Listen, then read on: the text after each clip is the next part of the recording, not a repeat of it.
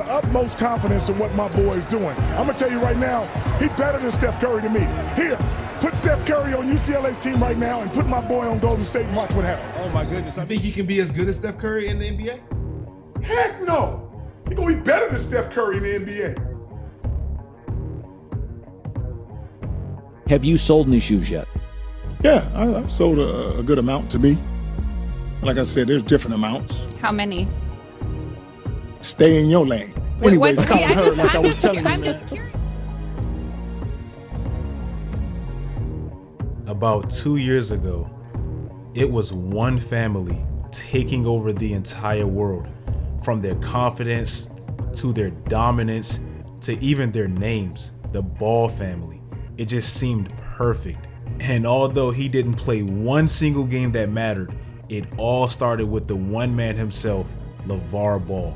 And by the way, I say this all the time, if you follow my IG like you should, you would have already seen the preview for this video. Do that right now. All my OGs, run up them likes, turn on notifications, and without further ado, let's talk about LaVar Ball. This is nothing right here. I'm going to tell you right now before you see it. UCLA going to win the NCAA championship, and you think I'm playing? You're calling it right here, right now. Right here and right now. Guaranteed. Come see me when they win it.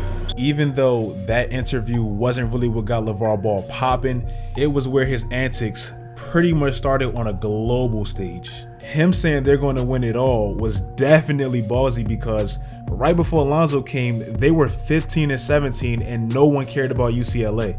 Lonzo's impact was evident from the jump. The Bruins started their first 20 games 19-1 and Lonzo was balling. And while Lonzo's out there changing an entire college, his youngest brother LaMelo goes out and scores 92 points in just a single game. One game, 92 points, and he had 41 points in the fourth quarter. That stuff is unheard of. Mind you, he was only like 15 when he did that, and mind you, the middle son, LiAngelo, had just scored 72 like 2 months prior, so they were taking over the entire basketball world. I mean, it was three brothers, three ballers with the last name Ball, same mom, same dad, just completely dominating anybody in front of them. I don't know if we've ever seen three brothers like that taking over the basketball world like the Ball Bros in 2017. They all had full scholarships to UCLA. They were all close. They were all balling, taking over. It was pretty fun to watch. But then the more popular the sons became, the more we heard from the dad, LaVar Ball. As we already saw in the beginning of the video, LaVar claimed that his 19-year-old freshman son at UCLA was better than an NBA champion, an NBA MVP, the first and only unanimous MVP, Stephen Curry. I mean, that was outrageous enough, but then we started to hear LaVar Ball say he would have killed Michael Jordan, the greatest basketball player ever, back in his heyday, whatever the hell that was. And by that time, we started to realize this man is just ridiculous. He's very amusing, he's very bold, he's very wise, much smarter than people give him credit for. He's not a dumb dude, but he's more of an entertainer. And with all his predictions and all his crazy statements, he was becoming global. I mean, he was catching the attention of Charles Barkley, Jason Whitlock, even LeBron. And in my opinion, this is exactly what he wanted. When I heard him say that he was better than Michael Jordan, when he said Lonzo was better than LeBron, that's when I realized this man is smart. This stuff is premeditated. LaVar Ball from the Doc Rivers School of Delusion has priced the shoe at $500. I have a problem with this. I think the dad is winning, just like you said, Jason, because we're talking about it, right? That's all he wants. Right. All he wants is us to be talking about him because he thinks any publicity is good publicity. Many people criticize him for the price of his shoes, while others, such as Jay-Z himself, just admired it as a good business move. LaVar even got his son to make history as the only high schooler ever to make their own signature shoe. This man was clearly doing things his way and his way only. And to be honest, regardless of all the LaVar Ball slander, a lot of his bold statements were dead on. He said his son was going to end up being a Laker, and that happened. He said LeBron James was coming to LA in September of 2017, and it happened. He flat out said Magic Johnson was just a face for the Lakers, and it came out that that was pretty true. Magic didn't have as much power as we thought. He tried to fire Luke Walton, and Jeannie Buss wouldn't let it happen, so he was right. We have to at least be fair and acknowledge that part of LaVar Ball. But with all the hype around his name, all the moments, all the headlines, what exactly happened to him and his brand? If you go to the Big Baller Brand's website right now, it looks like this. Lonzo Ball got his BBB tattoo covered. LaVar Ball's JBA league seems like it's non-existent. And as of right now, LaVar Ball is officially banned from ESPN for his comments against Molly. So what happened to LaVar Ball exactly?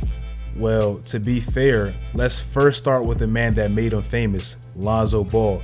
Don't get me wrong, I definitely think Lonzo has a bright future ahead of him, but let's be honest, he didn't quite pop like his dad said he would. The Lakers didn't come close to making the playoffs his rookie year. They didn't even make it when they got LeBron. Lonzo really didn't even come close to winning Rookie of the Year like LaVar guaranteed he would. And to be honest, Lonzo hasn't even proven that he can play 65% of the league's regular season schedule. Not even the playoffs yet, just the regular season. He hasn't even played more than 52 games, so he has a lot to prove, and that obviously makes LaVar look a little bad. Now next, let's bring it to his second oldest son, LiAngelo Ball.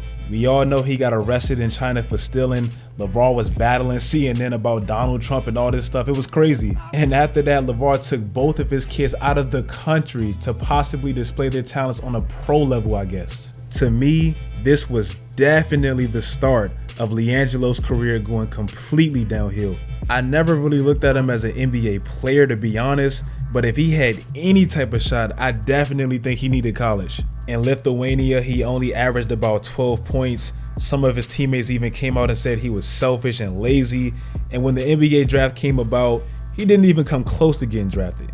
Basically, after the failed Lithuania trip, LaVar put both LiAngelo and LaMelo in that JBA league, where they put up ridiculously good numbers on a night-to-night basis. But it was LaVar Ball's league, so we all were kind of skeptical of like, how good was that competition really? This was a whole brand new league with players that no one really knew. And speaking of that JBA league, where did that go?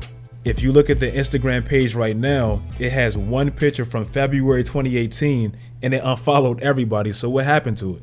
LaVar Ball's new league, which was called the Junior Basketball Association, it was supposed to be a good alternative for high school recruits to play basketball on a high level, and guess what? Get paid, unlike college athletes. I mean, to me, it seemed like a pretty good idea. Players getting paid for their services before they make it to the NBA, but it was a big risk, and that's probably why nobody did it. As you can see, the competition was pretty pathetic, and the attendance was awful because of it. No real top recruit was going to take a shot at this unknown league, so pretty much it was the Ball brothers versus a bunch of desperate players. And with LaMelo Ball probably realizing that he wasn't going to get anywhere putting up Chris Smooth's my player averages in that league, eventually he decided to go back to high school where he belonged from the jump. And on the other hand, LiAngelo took his shot at the G League, desperately searching for that NBA opportunity that I just don't see him getting. And after the brothers left, the JBA announced their cancellation for the rest of the tours, so that clearly makes it seem like that league was simply for the brothers' benefit only. If I sent my child there instead of college and that league just shuts down when the brothers leave, I'ma be pissed. And there's even players coming out saying that LaVar still owes them a few checks, so that doesn't look too good. Now, to answer the question of why this league failed so miserably and so quick, honestly, it was because of this. First of all, the G League's program is ran by the NBA, so it's obviously a way better opportunity to get to the NBA, and is paying players way more than LaVar ever could, so why would they go to his league?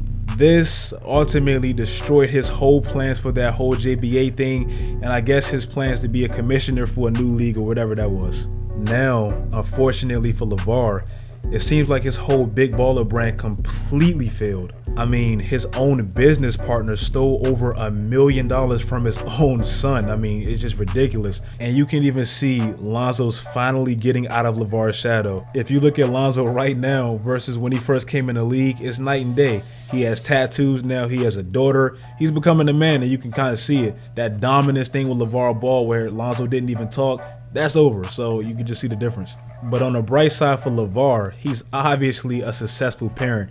I don't think LiAngelo's making it to the NBA personally, but LaMelo definitely has a shot. So if he gets 2 out of 3 kids in the NBA, that's a damn success. So shout out to LaVar. I really hope you guys enjoyed the video. If you guys did, make sure you drop a like. Make sure you guys comment, follow all of my social media sites, subscribe if you're new. And I guess until next time, as always, stay tuned.